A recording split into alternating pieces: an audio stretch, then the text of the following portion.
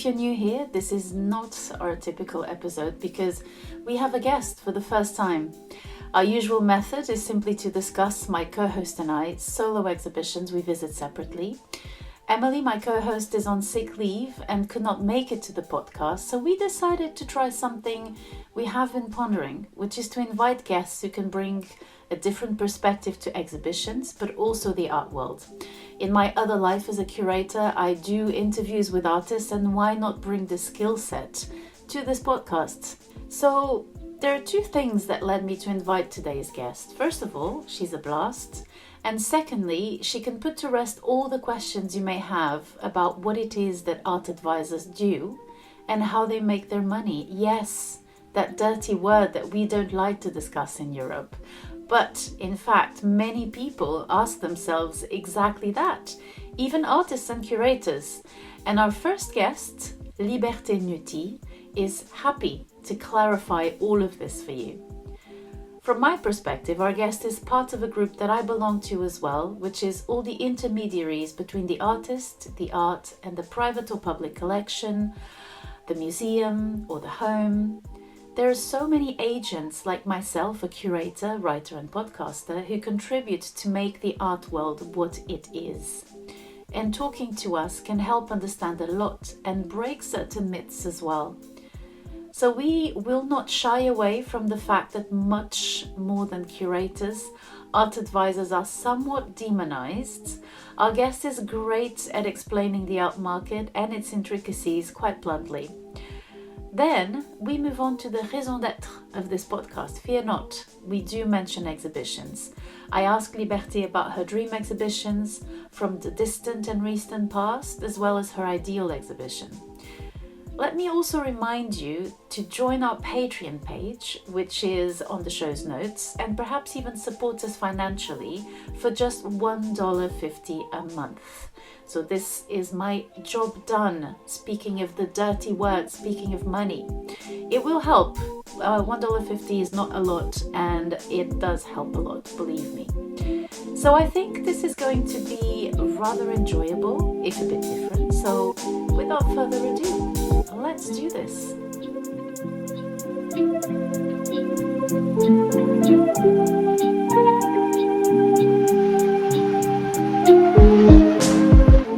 Hello everyone, and welcome to the podcast where we visit exhibitions so that you have to, or so that you experience them vicariously through us. But today we have a complete novelty. We are very, very glad to welcome our first guest, art advisor Liberté Nuti. However, the format is not too far from the premise because we have visited exhibitions together, haven't we, Liberté? Yes, we have. And hello, and thank you so much for having me on the podcast. That's a joy. It's lovely to have you. It's been a pleasure to visit exhibitions with you, and I'm sure it's going to be a pleasure to exchange with you on this topic. So we will talk about your work as an art advisor, and then we will discuss our most special experiences with exhibitions in the past, the present, and perhaps even the future, some futurology, who knows. So Liberté is a specialist in modern and impressionist art with a particular focus on works on paper. She was a senior director in the Impressionist and Modern department at Christie's London, where she worked from 1997 to 2018. For several years, Liberté organized a biannual Impressionist art private sales exhibition in Hong Kong and gave several lectures on Impressionist art. In 2018, Liberté joined the Contemporary Art Gallery Hauser&Wirth, where she oversaw the sales of Impressionist and modern art. And in line with the gallery's particular strength and history, she focused on the 20th century avant-garde movements such as Dada and Surrealism, working particularly on Jean Arp, Pablo Picasso, and Francis Picabia. So Liberté, how on earth did you end up working with art, which is to say, how did you become an art advisor first for others, and now with your own company, Help Nuiti? Oh, well, it's been a long journey, I have to say. I started 30 years ago nearly, then it's been many years. I started when I was around 20 years old, and I was starting my career. I didn't really know what to do. I started to kind of work in the cinema industry and the TV industry, which I love very much. And very quickly, I realized the cinema and the TV is very much about visual, but also stories. And I'm much more into images which are not moving. And I realize I enjoy so much going to the museum and taking that in that I quit the TV world and joined the art world. That's interesting because it was actually exhibitions that led you to decide moving towards the art world rather than the cinema and TV world. I think it was in a way because I was doing internship and I was studying law and you are in a career mood and that's what I wanted to do. I was in France and I realized really by going to the Louvre in the evening, they just had started that in Paris.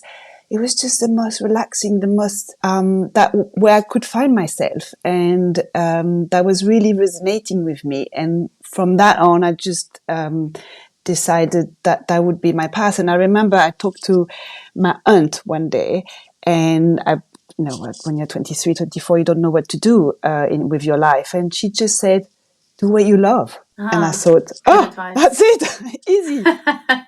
Do what you love and try to manage to get paid for it. That's the thing. Exactly. But actually the money follows. When you do what you love, the money follows. To be very honest with you, even in the art world, let alone, your general audiences in museums and galleries, we wonder what art advisors do. What is it that you do and how do you make your money? So I am going to very bluntly ask you the question, what does an art advisor do?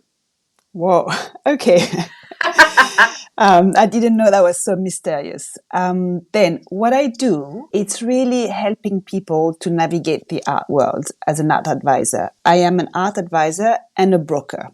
Then I also do sell art. Let's maybe do it in two parts because I think brokers in the art world is also very mysterious. So let's start with art advising and then, your activity as a broker, because both are very interesting, I think. Okay, I'll try to be simple. The way I work is I use my knowledge and my experience, and I have 30 years in the art world, and that can be helpful to others to buy the right thing and know where to go.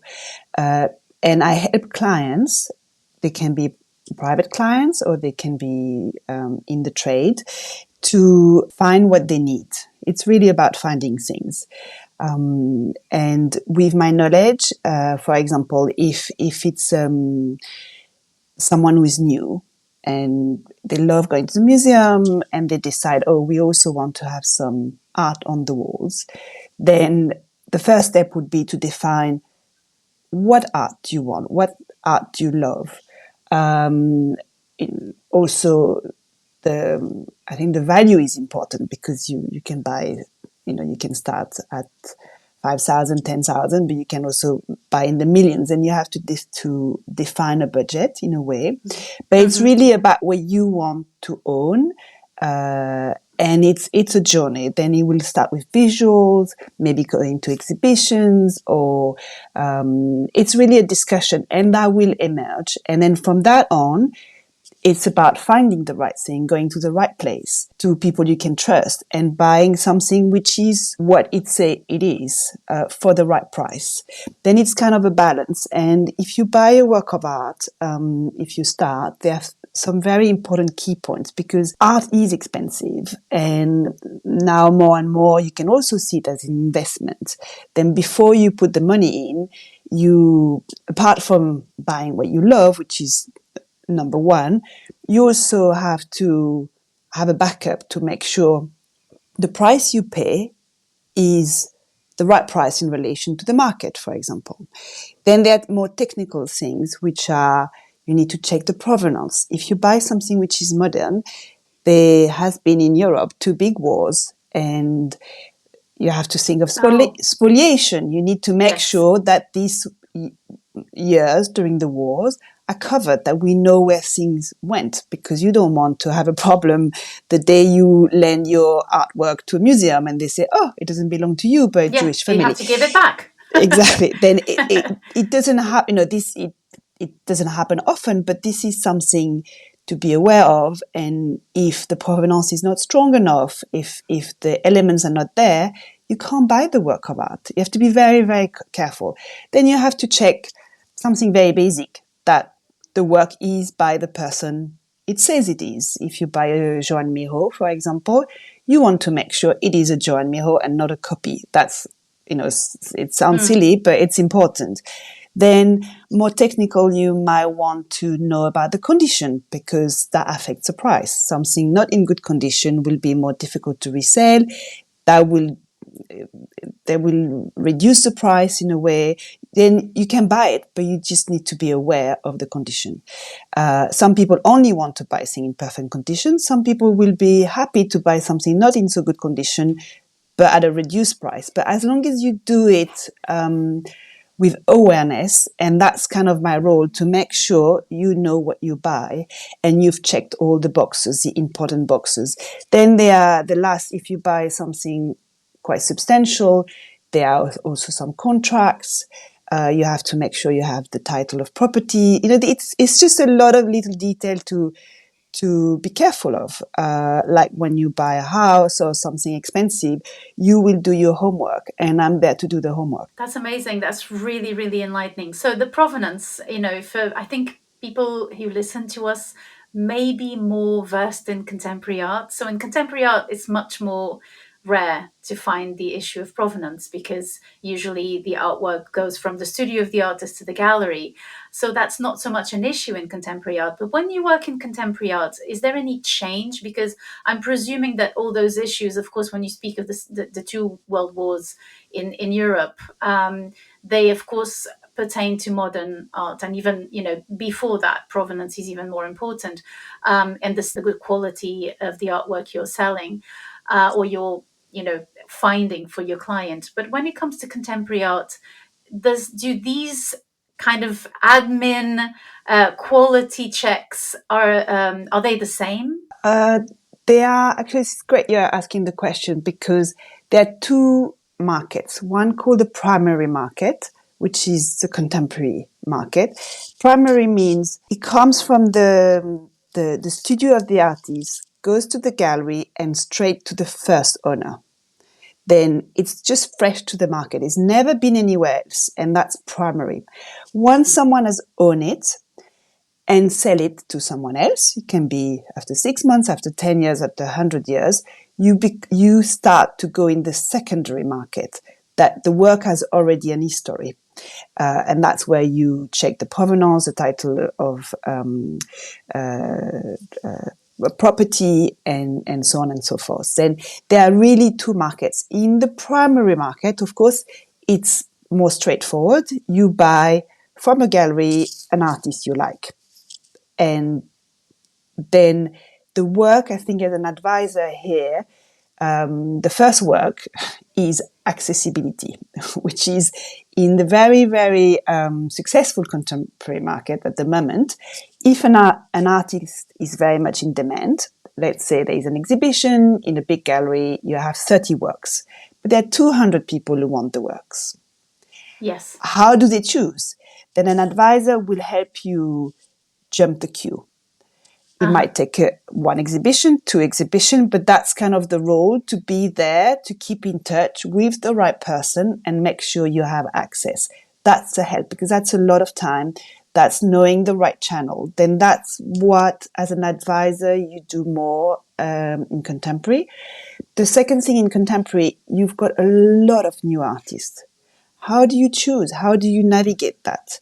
Some people are more focused than me on this primary, or what we call the emerging market, where they just know who's hot, who's good.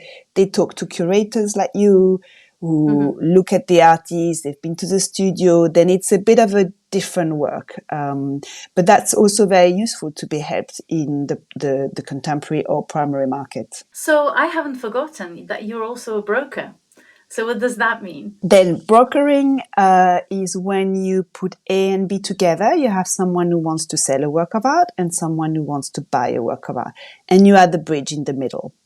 Yes. Yes. Then either you place the work or you try to find the work. But generally, there is, for example, I can be with discussion with a client. At the end, they might just give me the work on consignment, and my role is to then I would kind of take care of the work for 6 months until I've placed it in a collection or with someone. Then that's called brokering. It's really about the deal. Advisory is different. You just give your advice and you will be paid on the advice, and that's a little bit different. But either way, you always know for who you work, and that's very important from the beginning. You know if you work for the seller or for the buyer, and that's crystal clear, and that reflects in who is going to pay you. Because that was going to be my next question. I think the most mysterious thing for people, and even in the art world, sometimes we talk, with smaller galleries or curators amongst ourselves, and even with artists, and we wonder, how do art advisors get paid? How does it work? You're kind of in the middle of the transaction.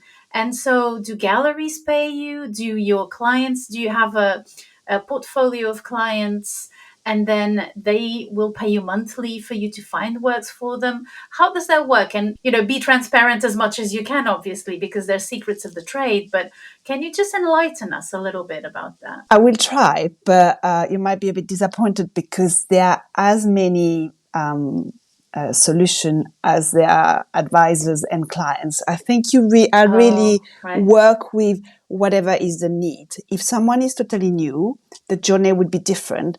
And then the way I set the fees would be kind of, because you have to first do the journey of finding what you want, and that takes time, and that's education. Then there are many different ways. Then that has to be discussed always beforehand. You don't kind of start discussing your fees in the middle of a deal. That doesn't work. I see. You know where you stand and you say, this is my service, this is the way I do it. And it really depends what the client needs. If it's someone new who wants something, you help them, you find the things, you do the full white glove service. That may be on a retainer, which means they can pay you per year. And then you do the work for them. You might also I might work for someone who's a season collector and he just want one thing, find me this. Then that would be a fee on the work. If you are a broker, for example, if I take something on consignment, I will clearly write in the contract what is my fee on the sale. Then this is very clear, but always from the beginning, because the worst is when you're in the middle of closing a transaction or an acquisition of a work and you start throwing numbers and trying to make room for yourself. That's not the way I work. And I think clarity from the beginning, who you work with, what is your work and your added value, and how much you're going to be paid for that. And then everyone's happy. Do you know, I have to tell you, Liberté, how many times have people contacted me to do a talk, to do an interview, to write a text, to curate an exhibition, without telling me how I'm going to get paid, how much I'm going to get paid, when I'm going to get paid. And I'm always the one to say, okay, that's interesting, but can we talk money? And it kind of feels like in the art world, and that leads me to my next question. Money is a bit of a dirty word. You don't really want to talk about it. I think we've inherited this thing of the salon, in the 18th and 19th century, where people would do art as a hobby. And professionals in the art world kind of have, especially independent ones like myself and you, and to a certain extent, we have to really battle for it in the contemporary art world. And I'm a bit jealous, I have to say, of what you're saying. And I think it's really interesting for our listeners who are independent workers as well, and also for the artists sometimes, to really not be ashamed of talking about money. And I'm talking about this because how many artists have I told, you need to be very clear with your galleries. You need to discuss percentages. You need to discuss payments. You need to discuss the system of payment. And I always have the answer of, oh, yeah, but I'd never think about those things. Like, how do you not think we're in a capitalist society? You have to think of your capital. It's incredible. So thank you. That's amazing. To add on that, I think Yes. generally there is this kind of idea of art is beautiful, art is for the heart, and that's why the conversation with the money doesn't always come at the forefront, because you don't want to kill the poetry. That's one thing. So, Yes. Secondly, it's in Europe, the notion of service is not the same as in America. I think people don't really see the added value. They don't see what you bring to the table, and they would take your advice as a curator. You've got many years of seeing so many things. You know so much, but they will just ask you for your opinion. Your opinion is valuable, but it'll be difficult for you to then charge, and people are not used to that, and they are not really wanting to do that. Then that's a problem. That's a difficult conversation for advisors, for curators, for artists. Yes. I can totally get it. I guess in America it's more. It would be easier to say, I help you, I give you this service. The service system is better. I don't think in Europe people really pay, but then it's normal you feel like that. It's not really easy to bring the money thing to the table. That's why I always think it's better to bring it right in front, right at the beginning, and Right at the beginning. Yeah. Same. And also in the art world, we help a lot. I do so many things for free. I also believe in being generous, because if you're generous, things go in the world, they come to you. It can't be by the meter, basically. I give a lot, and then you establish some a good relationship, some trust, and then you can work together. And I'm sure Absolutely. with curators it's the same, because how long is it before a museum start to pay you, for example? Yes. Well, with curators, especially independent curators, it's very simple. You are hired to do an exhibition and you do it. The problem is that sometimes people reach out to you, you start working and you think, oh, okay, I'll draw out, a plan or an exhibition or a concept. And then suddenly you're 3, 4, 5, 6 months in and you haven't discussed the fee yet. So at a certain point, you kind of go, oh, wait a minute, I'm okay. We're having this discussion because one thing is to have a meeting with someone and discuss possibilities.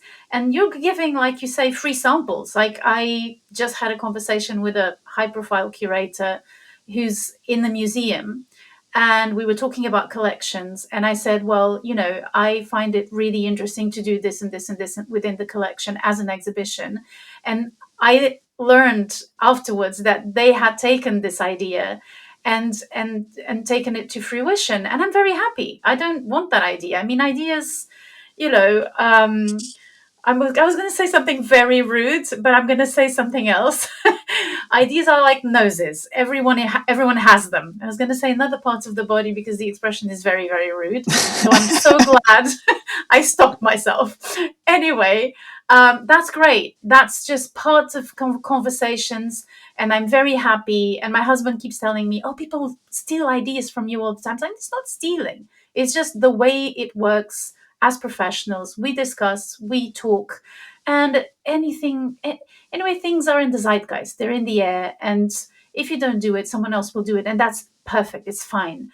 But then, when you're contacted by an institution to do a talk, say, for example, they give you the contact of the artist, you start working with the artist, and you're already in the midst of working towards a project, towards a talk, and no one has asked you or told you anything about a fee. That's problematic. It is, and you're not at ease, but we must learn, especially as women, to put the question on the table. And that's a learning curve. Preach. And that Preach. we have a big smile and we have value. It's also thinking of your own worth. Because if you don't ask, it's like you don't value your advice. And at one point, you And just have to say, you're not I'm worth respected. it. Yeah, I'm and you're worth not it. I'm respected. bringing some, Absolutely. exactly, I'm bringing something to the table. And of course, you're very lucky, Joanna, because you've got about 10 ideas a minute. Then if you lose one, doesn't matter because, your brain is so full of ideas and fresh and, Ah, this is wonderful about you.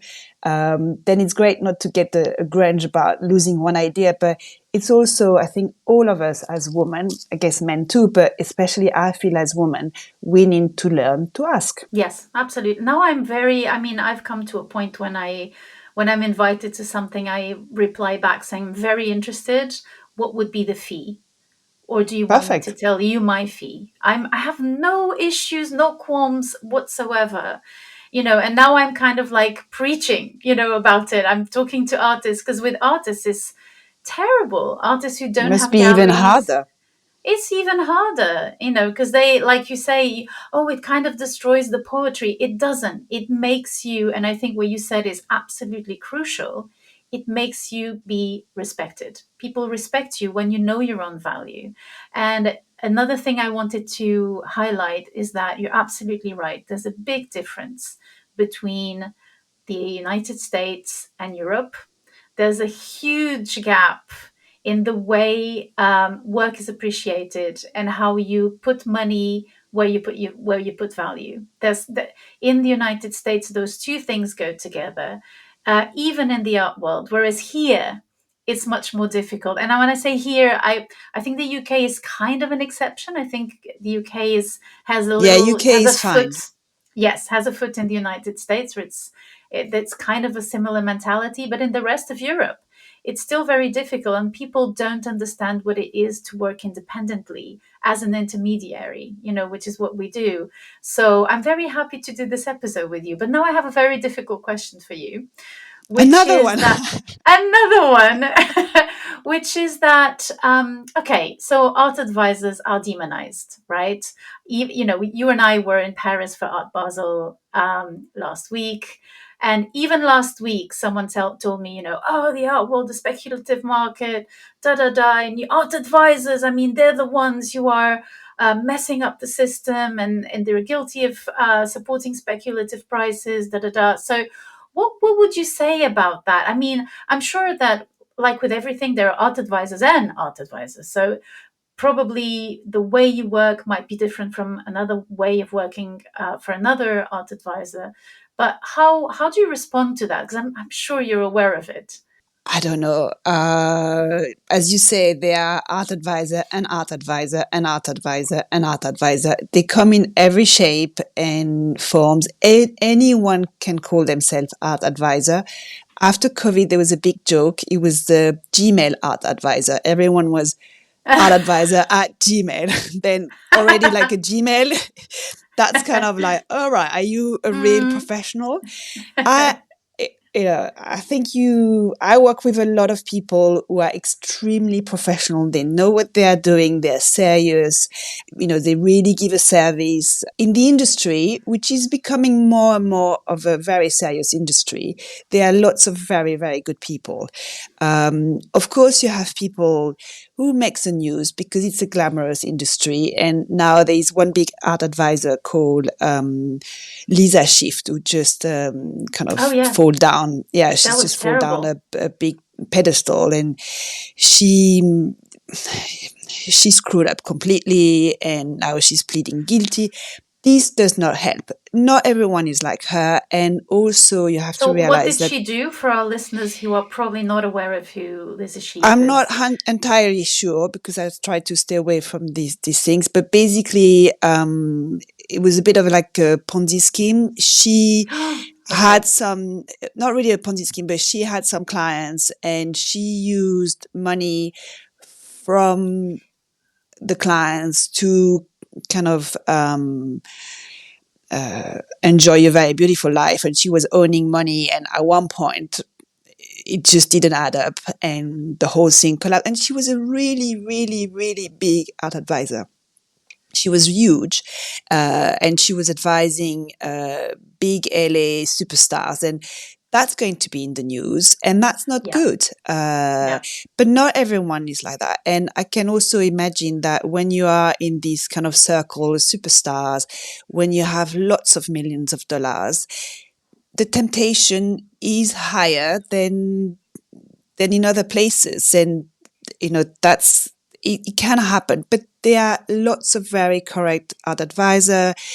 You can work in transparency. I really believe in transparency, and everything is going to be more and more transparent anyway. Then you have contracts, you have things which are clear. You can show the invoices. I don't think it should be demonized, as you say. I think it's getting more and more, not regulated, but more and more transparent, more and more serious people.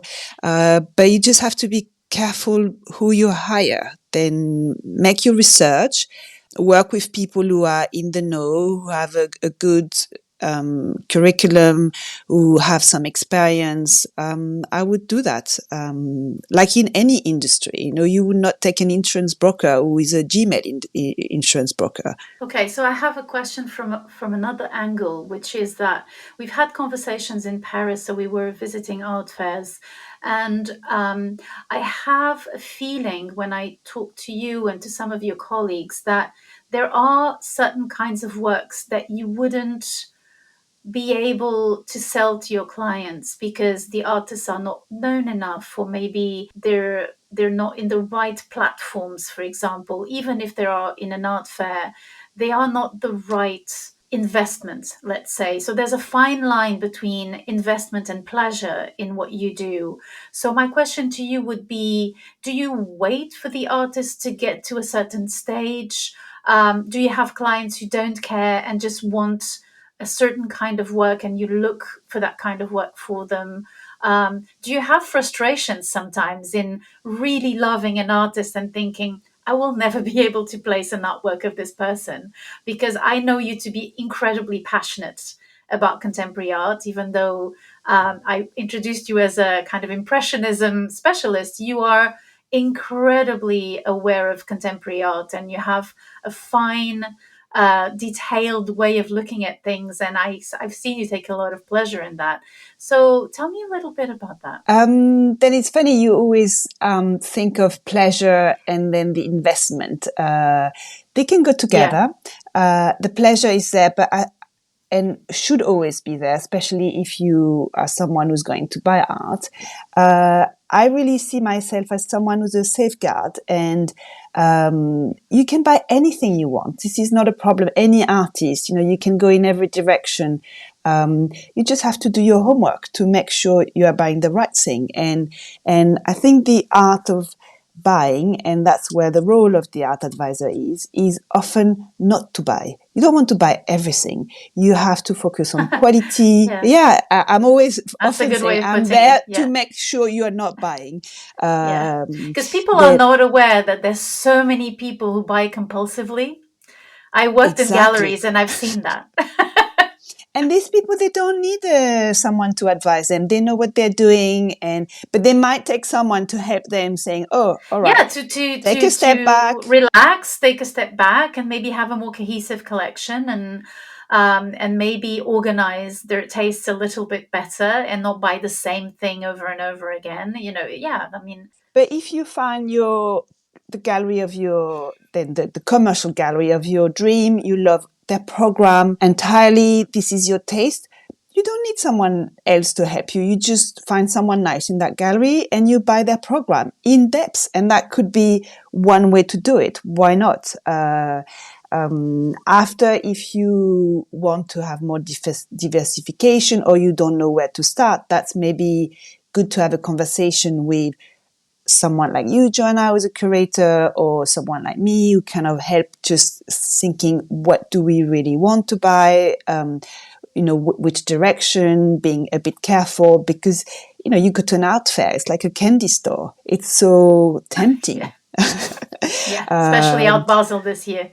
Oh yeah, exactly. It's just that it's a joy. And then if you are really into very contemporary artists, maybe you work with someone who's really into the emerging artist. I'm more kind of solid with the 20th century. But I also do contemporary, but I would not be the person for pure contemporary, I think. And then there are some artists I absolutely adore and I work with and I really want to place them. Then some. I work with an estate, for example, and I absolutely adore her work. And I'm going beyond my Your role, my role exactly to talk to curator. We've talked about that artist, placing her in museum, helping the estate. But I'm passionate about that artist, and I own some of her work. Yeah, I think you and I are very complementary in the sense that you bring a clear perspective from and within the market and for the market. And I think curators balance out things because let's not be naive. Obviously, the work I did with my co-curator, Joana for the artist Irma Blanc, obviously was a touring exhibition within Europe and Israel. And of course, it contributes to bring the prices up. You know, if she does all Of these course it institutional does. exhibitions, but we bring that artist because we believe in the quality of the work. So, in some ways, we inject a completely different perspective into the market, which is okay, we are art specialists. We can explain by curating a perfect show that this artist is incredible, is worth taking into institutions. And when you create shows in institutions as well, what happens, especially when it's individual shows, sometimes the museum buys the work, which has happened with Irma Blanc. So obviously the price goes up. She's more valued because she's in more institutional collections.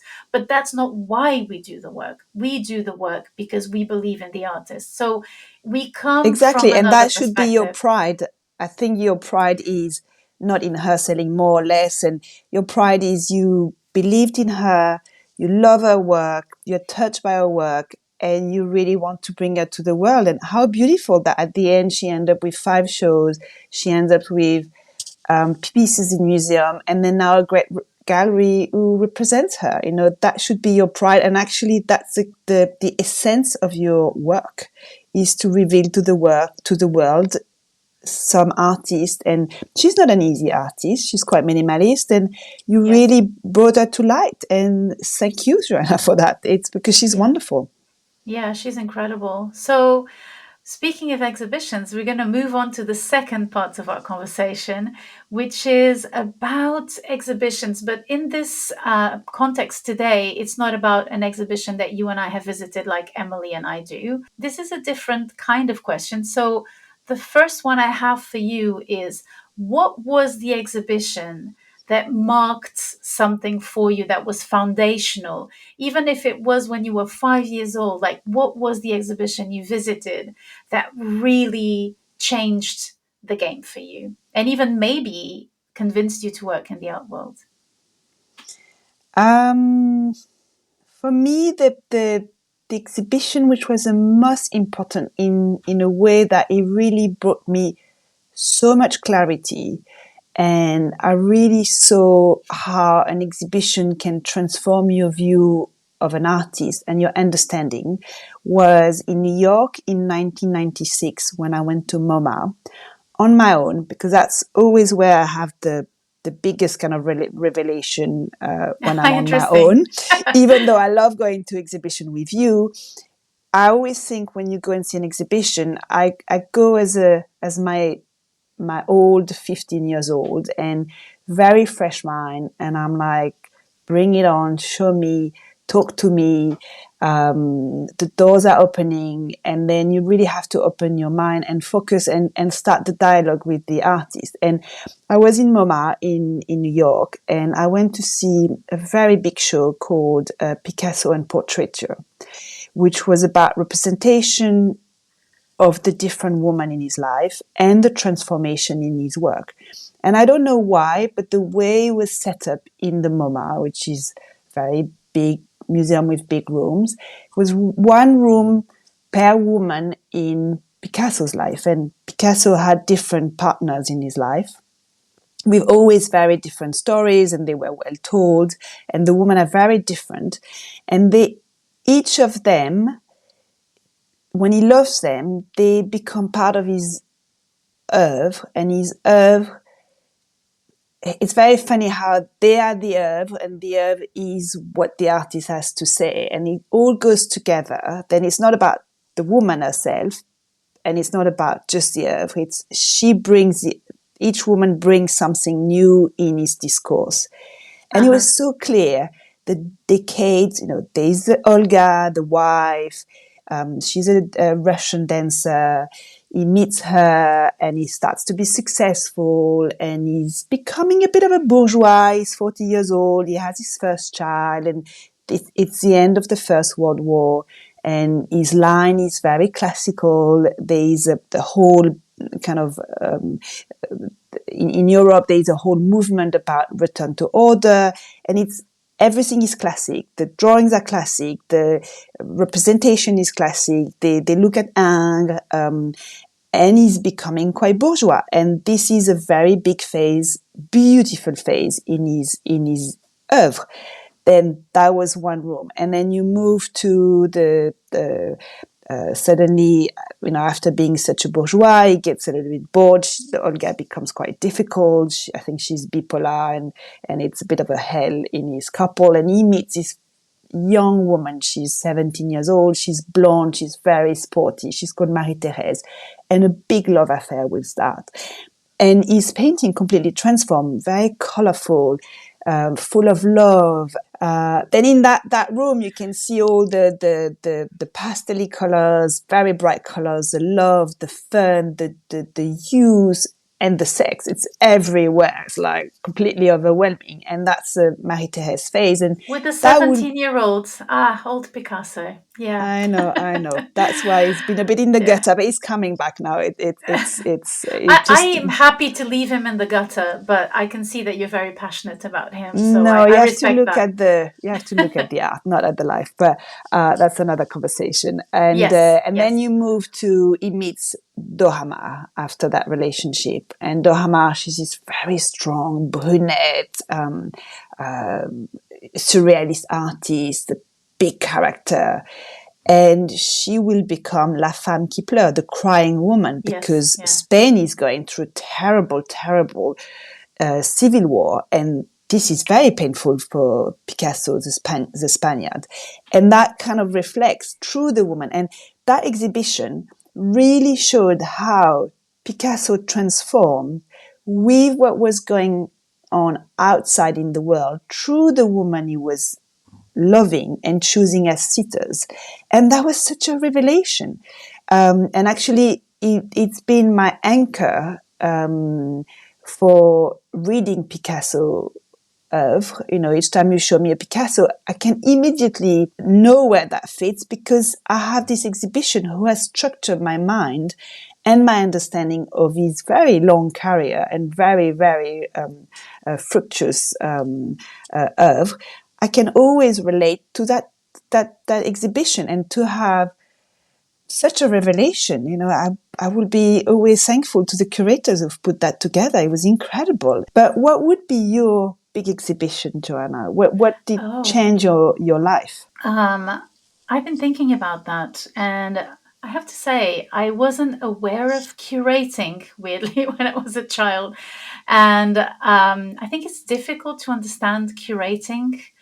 And that's why, in some ways, it's one of the reasons why I decided to set up the podcast, because people are not always aware of the fact that we really think exhibitions. And I love your example because, feminism aside, that's such a detailed exhibition that we don't have very often, because people are presented as like these geniuses coming from a sort of pure cloud, where no, you're touched by the moments you're going through in history, you're going to touched by politics, even if you're a very minimalist, which is what I learned with Irma Blank, painter or artist. There is change across time in your work, and I think that's really interesting. And it is the job of curating to do that, and it's not done precisely very often. But of course, exhibitions per se, if I go way back, I don't have a specific exhibition, but I have an experience in a space. When I was growing up in Lisbon, my mum would take me to Gulbenkian Foundation, and she would Ah, always nice. you know the space. It's incredible. And for Mm. those who don't know, Portugal went through a very long dictatorship, which most people know, but it had a real impact on art. So there was no art anywhere. Art museums only showed very official art, which was not that bad actually. But that would be a whole other conversation.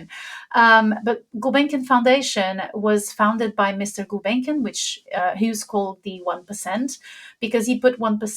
He sold his fuel business in return for always having 1% of the income from the company. And so with that, he just built a huge collection. And he set himself up in Portugal for some reason. He fell in love with the country. He was Armenian, and he lived in Paris for a long time. And then he moved to Portugal. And that was the only place during the dictatorship that you had contemporary art or you had modern art, and that artists could tap into in terms of grants to go study elsewhere and to move away from the country, which was under such a horrible dictatorship. So Gulbenkian was really important in Portugal.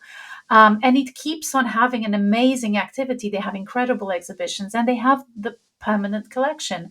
And I remember my mum taking me there, and my poor mum, I don't know how she I don't know how she put up with me. I remember being very, very, I probably under 10 years old, and explaining the abstract works. I loved abstraction and the colors, and just explaining the paintings to my mom. I don't know. She was very patient, or she was probably laughing, her socks off without I'm me sure she was noticing. very happy because often children just they can't they can't care less in an exhibition. It's very difficult for them to focus. And if you have a child who's looking at something, this is bliss. Yeah, she loved it. So I think she probably was very happy to also, get some time with the artworks. And there's an artist in Portugal called José de Guimarães, and he illustrated children's books. But he was also in Gulbenkian, and he Mm. has these very stylisé, very schematic. It was that time, it was the end of the 70s, beginning of the 80s, where you had a lot of abstraction and a lot of colors, so inherited from modernism in children's books and in education. And so we were still in that blissful time where those things were important. And I remember seeing him in my books and then seeing him in the museum was such an incredible thing, and it spoke so much to me. And so, yeah, so Okay, I think that's my oldest. that must be your challenge for 2025. You must meet him. Come on. I have to meet This him. is I take you on that. We'll check on the podcast at the end of 2025. You must meet him That's it. to That's it. Yeah, to close challenge. the circle. Yes, please. Challenge That's the accepted. challenge. Everyone is listening. You've got the challenge. So I have another question for you now, which is, what is the exhibition that gives you the most FOMO? The exhibition where you think, I wish I could have been there, either because you weren't born yet or because you were somewhere else and you've heard of this show. What is the exhibition that gives you that feeling? Okay, for FOMO, I think coming back to your podcast, I realized that I live in a big town, London, where there are lots of fantastic exhibition. And like Oh, I you, know and where I you're guess going. that's why Yeah. you've set up that podcast. Yes. How I can miss them so easily, which makes me so angry with myself. Then now Same, I've same. set a time every week to go and see exhibition, not to miss them. And you travel the world and you miss what's on your doorstep. Then that's FOMO number one, which I'm working on it. I'm curing it. Um, I'm I'm kind of on demand, and I think your podcast is also a big help to know what's Oh, going on, what not to be missed in my own town. Then that's first FOMO. And then as a specialist in Impressionist and modern art, the one exhibition that was always a dream, and I think is the dream of anyone in my field, is the first Impressionist exhibition, which took place in 1874 in Paris, in a small photographer studio, the Nada, studio, yes, exactly. And all the Impressionists, they got so fed up with the studio, not with the salon, not to get in. They set up their own exhibition, small room, and they were like, okay, let's roll on. And that's kind of where it all started. And then if there was one exhibition where I can be a little teeny mosquitoes and go in and watch it, would be that. I think that's kind of where it all started. It's also what it is about avant-garde and breaking from the mold. It's just fantastic. And thanks God, last year, the Musée d'Orsay, in celebration of the, must be 150 years, of the Impressionist movement, they put together a fantastic exhibition which recreated the Nada studio, and they found most of the works. Yeah, you're giving me FOMO. That's it. You're that's a giving big me FOMO right now. But you have chance.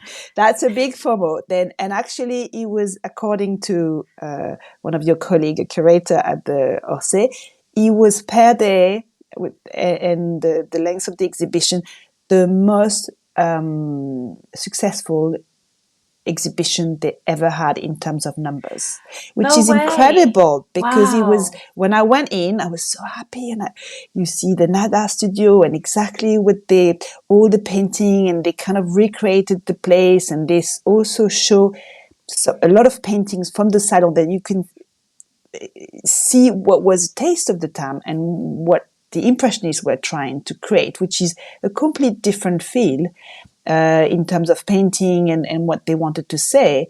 And that was a very interesting way to really show what was happening at the time in Paris. And I thought, oh, that's quite a niche exhibition. But actually, they're really big blockbuster. And now it's your second chance. Don't know if you're going to take that, but it's in Washington. It just opened in Washington 2 weeks ago. You walk in and you are there. It's 1874. It's incredible. It's so interesting that you're talking about this, the need for the Impressionists, which is arguably, and from what you say, the most famous and appreciated movement since the mid-19th century for the general public. It's interesting to know that they had no place to show their work. They were not appreciated, and we forget that. And not many people went, and the people who went, they were laughing their head off. They actually didn't hate it. I think some did, but a lot of people were just making fun, and a lot of critics, they were just like having a complete laugh. People were going there to have a laugh. That way it was. But what's interesting in that exhibition is you see that the works, which are a bit now out of fashion from the real salon, the official salon, was also very, very good. Yes, and of course. It was this fantastic big painting, which are now kind of put a bit of on the side in museums, and it's a shame because there are some fantastic paintings. And by the way, I always think when I go to big art fairs, the whole world is rushing there, and everyone is well dressed, and it's a big social event, and it's all about painting. And for me, I'm sure that what we are living now, it's more or less what was happening at the salon. This kind of rush, and that's why I always think the art fair are the salon of the time. And it was a moment where Europe was wealthy, like we are in a wealthy moment also, and it's the same.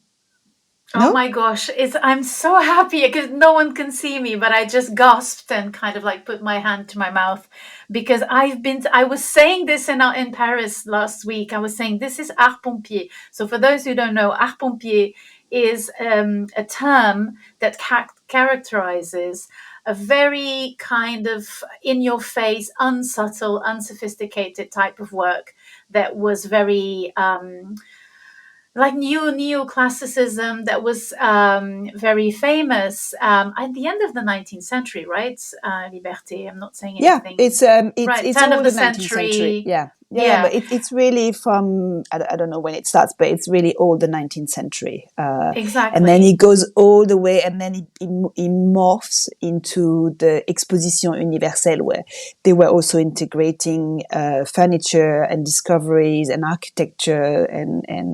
But there was these big places where people were coming in mass. That's really interesting because I do share what you're saying. I mean, there's a lot of what we see, even in museums nowadays, that will not stand the test of time. But it's also important that it is there because one of the things I usually say in the podcast is that sometimes you look, for example, Rosa Bonheur is a very good example of a female artist who was uh, she painted animals. She was a notorious lesbian of the 19th century.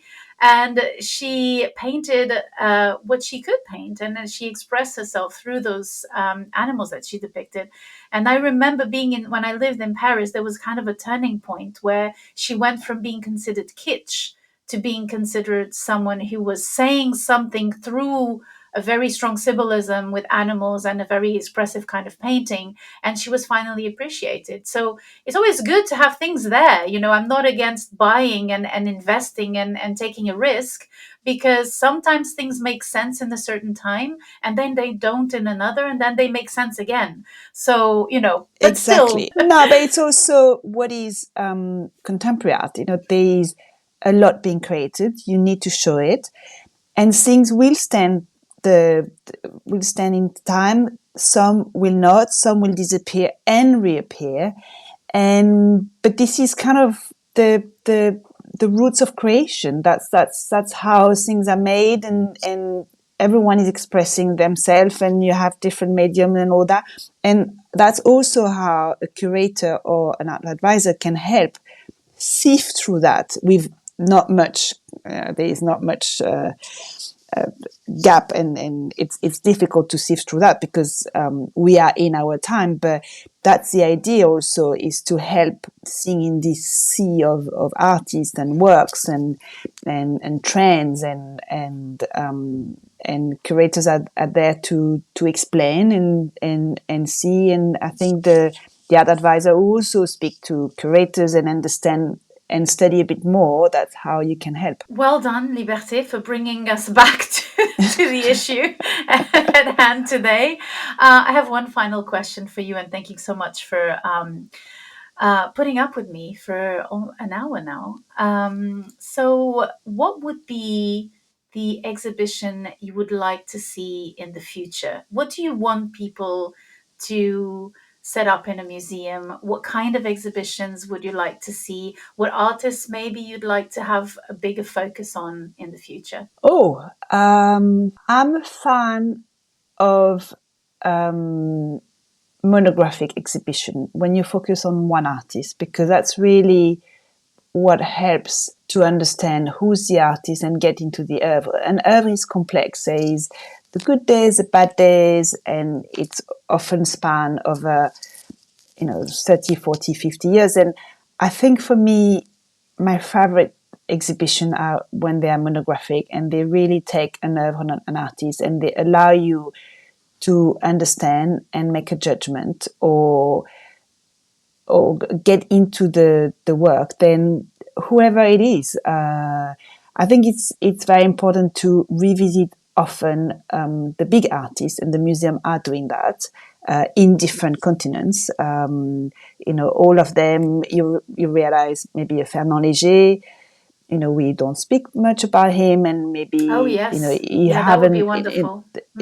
He has a complicated oeuvre, and there are lots of problems, but maybe him, and I think museums are quite good every 20, 30 years to bring back an artist which has been a little bit forgotten. And now there is a big emphasis on Van Gogh and Monet, but these exhibitions are going to be more and more difficult because the cost of moving these works around and the insurance costs are enormous. And I think for the moment, I'm really enjoying seeing at the National Gallery, in London, there is a great Van Gogh exhibition, which I don't think you can repeat that. It's 61 works by him, Wow.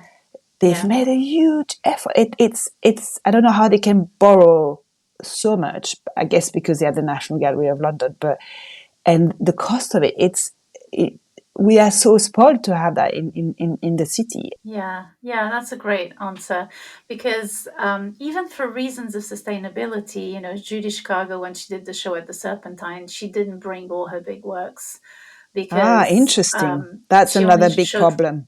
That's another big problem because I was speaking to a collector who grew up in South America, and she was saying, "Well, you're all talking about sustainability, but in my country, the only way to see the old masters is if they travel there."